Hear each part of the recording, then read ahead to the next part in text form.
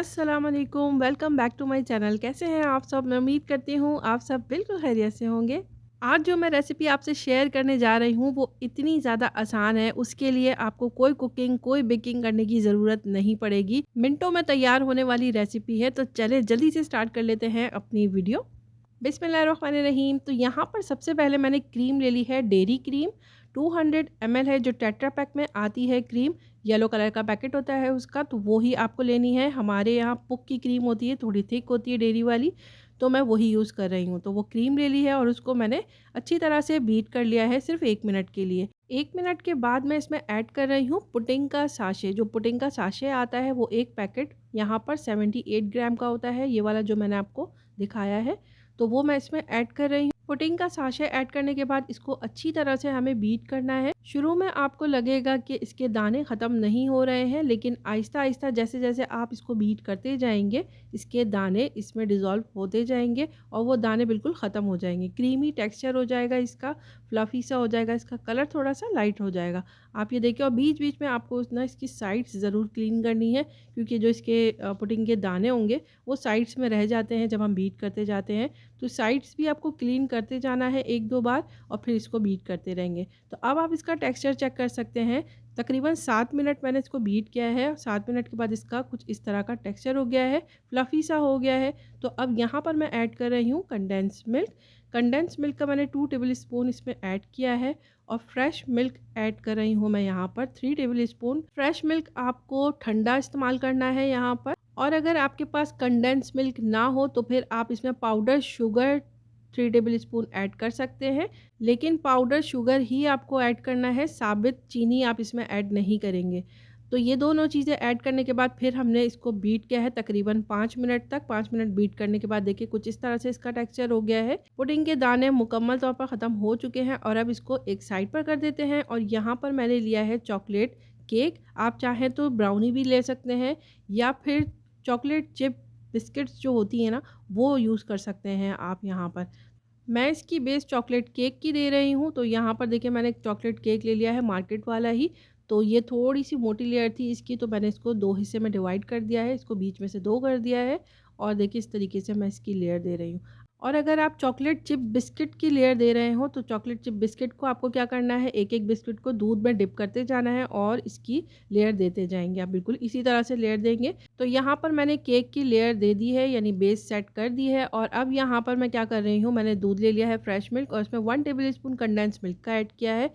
Again आपके पास अगर condense milk ना हो तो फिर आप पाउडर शुगर 1 टेबल स्पून दूध में ऐड कर देंगे, 1/4 कप दूध में अच्छी तरह से मिक्स कर लेंगे और इसको सोक कर देंगे। वैसे तो ये बहुत ही सॉफ्ट केक है, लेकिन फिर भी मुझे मज़ीद सॉफ्ट बनाना था, तो इसलिए मैंने इसमें दूध ऐड किया है, दूध से इसको सोक किया है।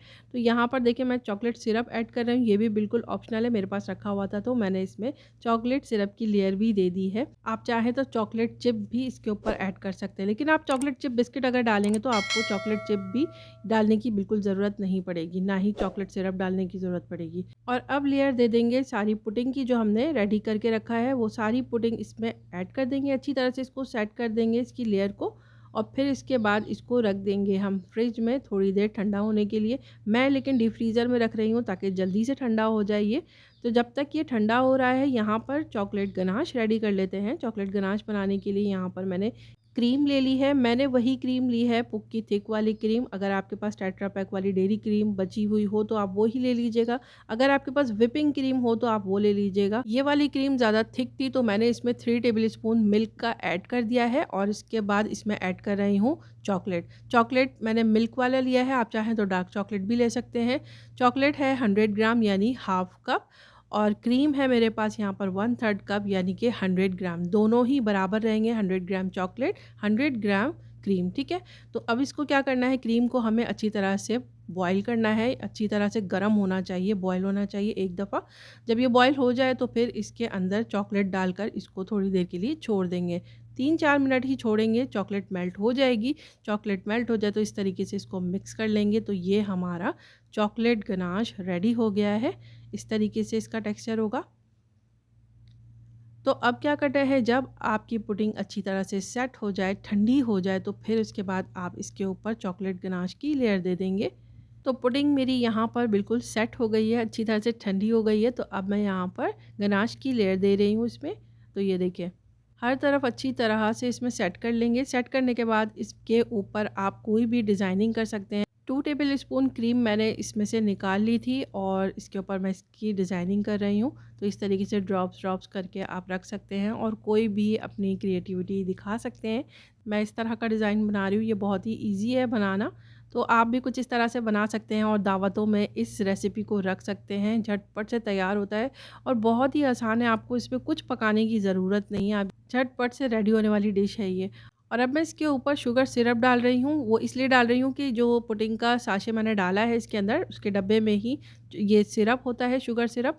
तो वेस्ट क्यों करना, मैंने सोचा इसके ऊपर इस तरीके से डाल देती हूँ। अगर आपके पास हो तो आप भी डाल दीजिएगा, अगर ना हो तो कोई मसला नहीं है। और अब इसको आप रख दें ठंडा करने के लिए फ्रिज के अंदर। अच्छी तरह से जब ये ठंडा हो जाए तो फिर आप इसको निकालें और इसकी कटिंग करके सर्व कर सकते हैं। आप चाहें तो दावतों में 1 दिन पहले भी ये डिश बनाकर रेडी कर सकते हैं और इतनी मज़ेदार डिश है कि झटपट दावतों में और भी बहुत सारे काम होते हैं। तो आप क्विक एंड ईज़ी रेसिपी अगर आप चाहते हैं डिज़र्ट की, तो आप इसको ज़रूर रखें। इतना क्रीमी है ये, इतना स्मूथ निकला है, आप देख सकते हैं। मैंने बिल्कुल भी इसको फ़ास्ट नहीं किया है।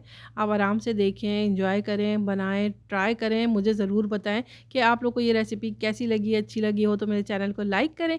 सब्सक्राइब नहीं किया है तो जल्दी से सब्सक्राइब करें। फिर मिलूँगी अपने नेक्स्ट व्लॉग में इंशाल्लाह। तब तक अपना और अपनी फैमिली का रखिए ढेर सारा ख़याल। अस्सलाम वालेकुम।